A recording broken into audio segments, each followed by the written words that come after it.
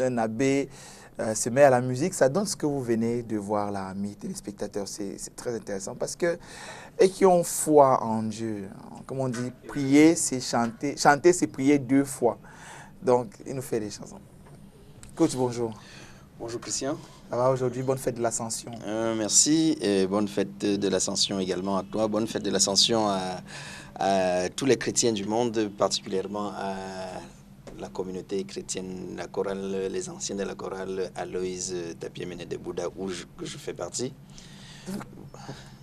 Coach, vous quittez ici pour aller à la chorale Non, j'étais les anciens de la chorale Aloïse Tapiemene de Bouddha, où je fais partie, j'étais choriste. Bien sûr. Donc bonjour à Hermine, bonjour à Marcel et à tout le groupe. Vous êtes choriste? Donc vous chantiez? Oui, bien sûr. Bon, vous pouvez nous faire une petite chanson à la gloire de Jésus qui est monté au ciel aujourd'hui? Non, oui, on est quand même dans l'ascension, coach. À la gloire de Jésus. Ça fait longtemps, je sais. Ça fait longtemps et on a perdu des aptitudes. Tu sais que une pensée devient une habitude, oui. Une habitude devient une croyance. Donc, quand tu ne t'exerces pas, alors il faut laisser la place à ceux qui s'y exercent. Une pensée, une habitude qui laisse la place à une croyance qui laisse la place à une conviction, qui laisse la place à la foi, et la foi qui vous donne d'être ce que vous êtes. Donc si aujourd'hui, vous n'êtes plus le choriste. Oh, je suis un ancien choriste. Voilà. Aujourd'hui, je suis le membre de la chorale Aloïs, c'est ça? Aloïse Tapiemene, oui, de Bouddha. Donc, pour faire un mot à l'endroit de ceux qui fêtent comme nous aussi la fête de l'Ascension, je voudrais juste attirer l'attention de tous les chrétiens du monde qui s'exercent à comprendre les choses plutôt autrement, c'est-à-dire que à regarder la prière comme si c'est la prière qui viendrait faire des choses dans notre vie. Aujourd'hui, avec non seulement du développement personnel, mais dans la compréhension de la prière, de la parole de Dieu, comme on peut ainsi le dire. Tu sais, Christian, que la Bible est le premier livre du développement personnel. La Bible est le premier livre de développement personnel. Donc, les gens s'asseyent, ils prient. Ils prient en croyant que la prière va venir remplacer les actions. Je dis la prière, aucune prière n'a jamais rien arrangé dans le monde. La prière ne précède que l'action. L'action peut être l'action de la pensée, ça peut être l'action physique et autres. Mais aujourd'hui, on voit tellement de personnes qui vont s'asseoir dans des coins, et comme ça, c'est le jour de l'Ascension. Ils ont commencé à 3 h du matin à prier jusqu'à 6 h du matin. Et ils vont manger un petit quelque chose et se remettre dans la prière. Quelle est l'action que vous avez posée pour que cette prière vienne accompagner? Moi, je dis très souvent aux gens que nous sommes des dieux, l'être humain, c'est une créature divine à l'image de Dieu. De Dieu lui-même. Dieu lui-même l'a dit. Et c'est d'ailleurs j'ai créé l'homme à mon image et à ma ressemblance. Exactement. Et c'est pour cette raison qu'il a mis en être humain un potentiel illimité, d'où le développement des potentialités, la compréhension des potentialités que nous avons en nous. Tout à fait. Donc, les gens vont s'asseoir, attendre que Dieu vienne faire les choses à leur place. C'est pour ça qu'ils passent toute la journée à l'église, dans les églises, toute la journée dans les prières, sans jamais, si on ne fait pas attention, la prière va finir par détruire la nation et détruire le monde entier. Parce que les gens se couchent dans cette prière et ne font plus des actions. Ils pensent qu'elle viendra assouvir tout ce que nous avons comme besoin. Et on prie, mais on est en dehors. Réellement, on est en dehors parce qu'on n'a pas acté, parce qu'on n'a pas un plan d'action. Si je n'ai pas un plan d'action, je ne vais pas être accompagné. Tout à fait. Dieu, quand Dieu, il est là pour t'accompagner. Il ne crée plus. Parce qu'il t'a déjà donné le pouvoir de création. Tu peux créer la paix, tu peux créer la richesse, tu peux créer le plaisir, tu peux créer de l'amour. Il lui-même l'a dit. Tu peux créer tout laissé. Tu peux créer tout cela. Mais si tu ne comprends pas et est en désaccord avec ton époux ou bien avec ton épouse, est en désaccord avec tes collègues, pratique des mauvaises actions, va dans ta chambre prier, tu es en train de perdre tout simplement ton temps. Tu n'auras pas de résultats. La prière ne changera pas les choses tant que tu ne te mets pas en action. Ok. Comme on le dit, Dieu nous a tout donné, même la capacité de réaliser par la force de la pensée. Oui, puisque le début de toute chose, c'est la pensée. même pour la création de ce monde, Dieu a commencé par penser. C'est le début de la chose. Il a commencé par penser. C'est un bel exemple pour poursuivre notre thématique. Nous avons commencé sur la pensée et l'estime de soi. Oui. Dieu a commencé par la pensée. Dieu a commencé par la pensée. Il a pensé ce monde, il a imaginé ce monde, oui. et puis il a commencé à le créer. Et le voici aujourd'hui. Et le voici ce monde aujourd'hui. Pourquoi pas nous? Nous avons ce potentiel, ce grand potentiel en nous, et il nous l'a dit. Que vous soyez musulman, que vous soyez chrétien, que vous soyez n'importe qui et que vous croyez en Dieu, oui. Dieu, il nous l'a dit que ce potentiel, il est en nous. Il est en nous, nous pouvons réaliser des choses insoupçonnables. Je dis tout simplement que si quelqu'un a déjà pu faire quelque chose quelque part, vous aussi, vous le pouvez, sinon un peu plus que cette personne. Parce que le potentiel, il est en vous. Et si vous croyez que vous ne pouvez pas, vous avez raison. Si vous croyez que vous pouvez, vous avez également raison. Donc, dans tous les cas, vous avez raison. Alors, ça fait un moment que nous avons commencé ce sujet sur la pensée positive et l'estime de soi. Coach, qu'est-ce qu'on peut retenir véritablement de cela? Déjà, on sait que tout part de la pensée. Oui. On peut résumer ça en 4 points. On peut résumer la puissance de la pensée positive et l'estime de soi en 4 points. C'est-à-dire comment faire pour avoir de l'estime véritablement pour moi-même, parce que tout va à partir de l'être humain. C'est-à-dire ma qualité de la pensée et puis l'estime que j'ai pour moi-même. Parce que si je n'ai pas d'estime, que ce soit pour mon boulot, que ce soit pour mon couple, que ce soit pour le groupe d'amitié, si je n'ai pas d'estime d'abord pour moi-même, alors j'arriverai à biaiser, à ne pas faire progresser cette amitié ou bien ce foyer de façon convenable. L'estime de soi est très important. Alors, comment faire? C'est vrai qu'on a développé, je résume en 4 points. Ayez l'important, cela vous aidera à vous sentir important. Vous devez avoir l'important parce que cela va vous permettre cela va vous permettre de vous sentir vraiment important, parce que votre apparence dit quelque chose aux autres. Il faut se rassurer que cette apparence est en train de dire aux autres que vous êtes quelqu'un d'intelligent, vous êtes quelqu'un de prospère, vous êtes quelqu'un de responsable. C'est ça. C'est ça le rendu que vous avez en face des personnes. Ouais. Et tu te souviens que je dis la fois dernière qu'il fallait faire ce qu'on appelle la dictature de l'apparence. Parce que vous n'aurez jamais une seconde chance de faire une bonne première impression. Vous n'aurez jamais une seconde chance de faire une bonne Parce première impression. Parce que vous serez déjà caricaturé. Hein. Exactement. La première impression, les gens vous ont caricaturé. Quand vous revenez, on dit « Ah, c'est encore lui ». C'est encore lui. Alors, si vous ne donnez pas aux gens si votre allure ne donne pas aux gens de croire en vous, de pouvoir vous accepter, de pouvoir vous asseoir, accepter que la création de ce contact se pose, afin que vous développiez ce que vous avez à l'intérieur de vous, vous êtes sûr qu'on va vous calibrer. On va vous calibrer, c'est un mot, on va vous catégoriser, si on peut le permettre comme ça. On va vous catégoriser comme quelqu'un qui n'a pas d'apport nécessaire, quelqu'un qui ne vaut absolument rien. Et pourtant, vous avez beaucoup de choses en vous. Tu sais, Christian, qu'il y a beaucoup de jeunes aujourd'hui qui sont diplômés. Il y a beaucoup de jeunes qui ont des capacités, qu'ils regorgent tellement de potentialités en eux, mais jamais qu'ils ne se font pas voir. Comment ils ne se font pas voir? Tout simplement parce que on n'ira pas dans votre cerveau ou bien dans votre être savoir ce qu'il y a en vous. Sachez que ce n'est pas simplement votre aptitude qui compte. Votre aptitude plus votre attitude va déterminer votre altitude dans la vie. Donc, jusqu'où vous voulez arriver dans la vie, votre altitude, vous allez combiner votre aptitude, vos connaissances avec votre attitude. Et c'est dans vos attitudes que vous allez faire ressortir, ce que vous êtes à l'intérieur de vous pour qu'on puisse vous détecter. Dans le football, on dit qu'on a détecté un joueur. On dit qu'on a détecté un joueur. Comment? C'est pas sur son lit, hein?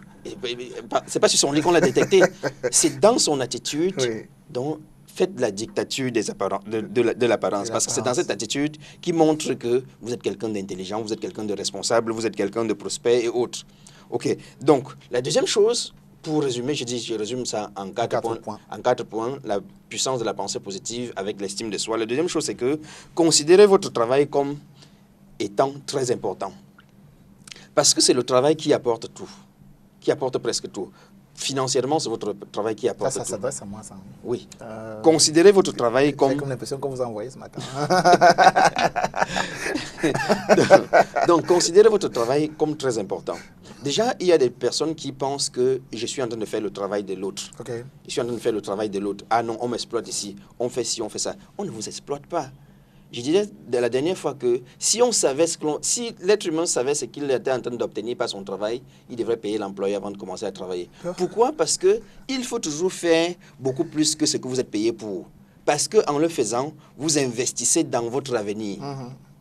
Demain, en étant... bon, je vais prendre un petit exemple, vraiment palpable. Vous connaissez Cyril Bojiko? Oui, qui ne le connaît pas. Qui est aujourd'hui le patron d'un groupe média. D'un groupe média. Il a commencé par faire quoi? Quand il te raconte son histoire, tu te rends compte qu'on l'a affecté, on lui a donné des mises à pied, croyant qu'on était en train de lui faire du mal et autres. Il a travaillé pour la télévision nationale. Il a fait toujours beaucoup plus que ce qu'il était payé pour. Il s'en foutait de ce qui était à côté. Il savait qu'il était en train d'investir dans son futur. Aujourd'hui, en tant que patron d'un groupe média, en tant que patron d'une radio, quand il se met à l'antenne, quand il anime, on a comme impression que c'est le meilleur animateur du monde. Donc, tu vois un peu, investissez dans votre avenir en faisant votre travail de la façon la plus bonne. Vous n'êtes pas au travail pour regarder si votre collaborateur il est bien mis ou pas. Ça peut rentrer dans les règles. Mais maintenant, votre attitude compte. Parce que votre attitude va permettre à votre collaborateur ou bien au subalterne de pouvoir être excellent. Et quand il est excellent, vous êtes excellent. Et quand vous allez créer votre entreprise, vous allez rendre les gens excellents. Et voilà parce que vous l'êtes à la base. Et voilà comment est-ce que vous êtes le PDG et sur 20 personnes qui composent votre entreprise, vous avez dupliqué votre vision à 20, ça fait 20 vous. Vous voyez ce que vous pouvez produire à ce moment-là. Donc, et quand vous êtes à l'aise dans votre travail, vous êtes à l'aise dans le groupe des amis, vous êtes à l'aise à la maison, vous êtes à l'aise n'importe où. La vie est plus belle. La vie est plus belle. Quel qu'en soit le poste que vous occupez, le poste de directeur général n'est pas plus important en termes de travail que le poste du portier. Parce que le portier, le directeur général ne peut pas être dans son bureau et être à la porte en train d'ouvrir la porte aux autres. Donc, ce poste-là, il est important. Le poste de secrétaire, tous les postes sont importants. Et dans ce poste, quand vous occupez ce poste, occupez ce poste, travaillez là-bas comme si autre poste n'existait plus. Alors, c'est à ce moment que vous allez pouvoir avoir de l'amélioration, de la progression. Et on ne détecte pas des nuls. C'est-à-dire qu'une entreprise concurrente ne détecte pas les nuls. Elle détecte des personnes qui sont capables. Et voilà comment est-ce que votre devenir peut progresser. Ça fait partie de ce qu'on appelle de l'estime de soi. Composez votre réclame publicitaire. J'ai dit la fois dernière que Coca-Cola, jusqu'à aujourd'hui, continue à faire de la publicité. À vendre son image. Guinness continue à faire de la publicité. Oh, vous êtes la meilleure entreprise du monde. La meilleure entreprise qui puisse exister. Vous êtes le président, directeur général de votre entreprise qui est vous-même. Maintenant, si vous ne faites pas la publicité, croyant que non, tout le monde vous connaît, alors que Coca-Cola, qui est mondialement reconnu, continue de faire la publicité, Guinness continue de faire la publicité, vous vous rendez compte qu'on va continuer par peut-être se lasser de vous. Il ne faut jamais manquer une occasion de vous vendre.